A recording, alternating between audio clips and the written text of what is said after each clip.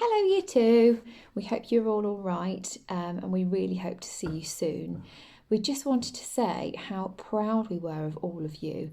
Your home learning is amazing. The emails Mrs. Carpenter and I have been getting really show high quality work, so well done. You're working really, really hard.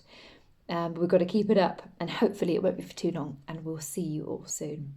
So I know Mrs. Carpenter has started some bedtime stories, and I thought I would read one as well. And I thought I'd read the next Hotel Flamingo, and it's called Carnival Caper. Okay, so that's the front cover. It's quite a cool front cover there.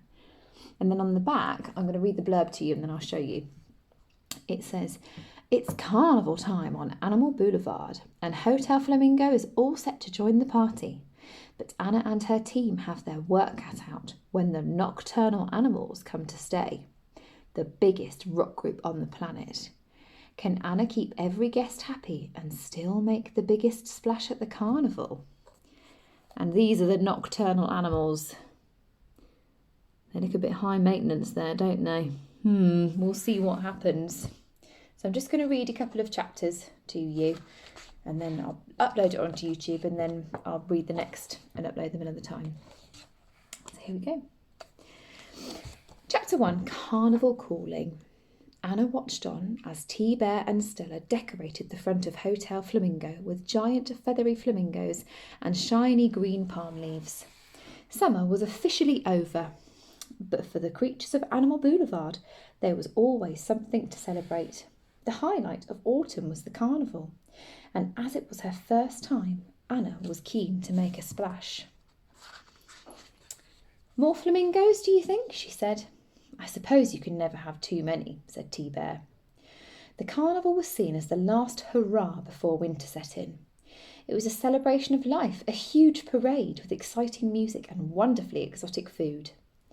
Everybody joined in, and revellers travelled from miles around to take part. "All going well?" croaked Mrs. Toadley. Here's Mrs. Toadley, appearing at Anna's side.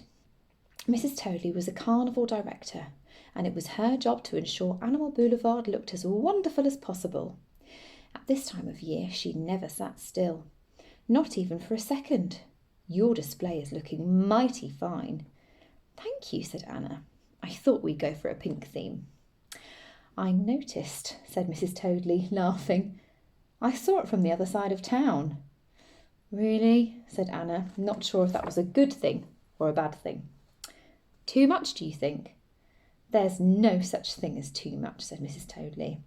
"And that's why I'm here, to reward you for all this effort.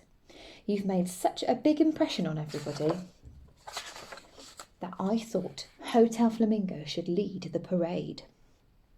"Lead it?" said Anna. "At the very front?" "I take it you are entering a float?" asked Mrs. Toadley. "There's a competition for the best display each year." "What's a float?" asked Anna. "It's an extravagant display on wheels," replied Mrs. Toadley. "A truly terrific way to promote your hotel." Anna never missed a chance to sell Hotel Flamingo, but it would be a lot of work in such a short space of time.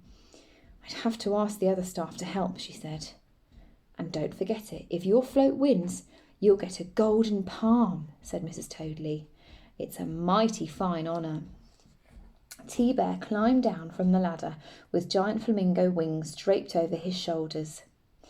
"Carnival is in my bones," he said. "I know what to do." "So you'll take part?" asked Mrs. Toadley. T-Bear whispered into Anna's ear. "It's usually Mr. Ruffian and the Glitz Hotel who get the call to lead." Anna knew she couldn't refuse. "We're in," she said. "We don't like the Glitz, do we? They're a bit mean." "Wonderful!" exclaimed Mrs. Toadley, bouncing into the air. She carried on down the road, leaping from foot to foot. "The parade runs from the Opera House to Boulevard Cat's Paw Sports Arena. Make it as bright and colourful as you can imagine," she cried. "It'll be the biggest and brightest, filled with dancers and music," said T-Bear. "Won't it, Miss Anna?" "Yes, it will. We're going to win that golden palm." Anna and T-Bear walked inside, ideas filling both their heads. "We only have a week to go," said Anna. "So call a staff meeting. We must make plans."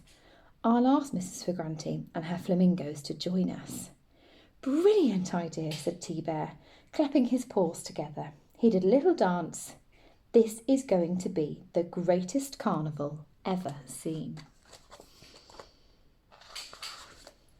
In chapter 2, look at that lovely picture. Floating an idea. Anna's office was filled with all her staff. We're entering the carnival float competition, she said. We will have flamingo dancers, but I want your ideas for our display. It has to be impressive. Who's going to be building this float thing? Asked Stella, raising an eyebrow. Remember, Stella's the giraffe. Anna blushed. She mumbled. I was thinking we could all, help you. Stella laughed. It's fine, she said. I'll add it to my list of jobs. Besides, I'm an old hand at carnival floats. What did you have in mind? A huge robotic flamingo that walks down the street, suggested T-Bear. And breathes fire, added Lemmy. Stella looked uncertain. Yeah, how long have I got? She asked. We only have a week, said Anna.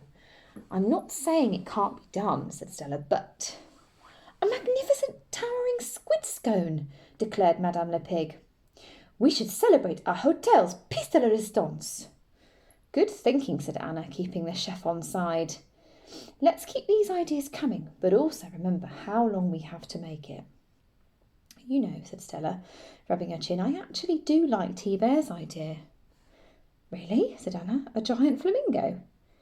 I have my old work van that's doing nothing but gaining rust, added Stella. I could probably make the use of that. Will it be fire-breathing? Asked Lemmy excitedly. Let's see what I can find lying around this place, said Stella. You never know. We're going to the party, said Eva happily. As everyone got back to work, Anna scanned through the bookings and new arrivals for the day. New guests always proved a challenge and required special, or at least unique, treatment. On the list were a pair of skunks, a flock of parrots, as well as a peculiar group booking, which had been doodled around in red pen. This could only be the work of one member of staff, she thought. She called out to the front desk. Lemmy? And Lemmy's the lemur. Yes, he said, poking his head round the door. Who are the nocturnal animals, and why are there hearts drawn around them? She asked. This is our official register of guests. Lemmy blushed. Sorry, miss. They're a rock band, he said, a little embarrassed. The biggest band in the world. My favourite band. The biggest band in the world? Staying here? Exclaimed Anna. They're playing a massive gig at Cat's Paw Arena after the carnival, said Lemmy. Haven't you seen the posters? It's going to be huge. Why didn't you mention this? Oh, they wanted to keep it a secret. But not from the hotel manager, surely. Lemmy's tail curled up and down. No, he said sheepishly. Just from all the fans. We'd be overrun if anyone found out about them staying here. I suppose that does make sense, said Anna.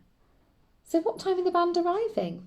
Not till after midnight, he replied, to keep things hush-hush. OK, said Anna. I guess it's going to be a late one then. Lemmy rubbed his paws together excitedly. And I can't wait. And I think we're going to stop there. I'll read chapter 3 another time. Hope you enjoyed it. I am loving this book so far. I think it might be my favourite out of the two Hotel Flamingos we've read. Oh, what do you think? Right, speak to you soon. Bye.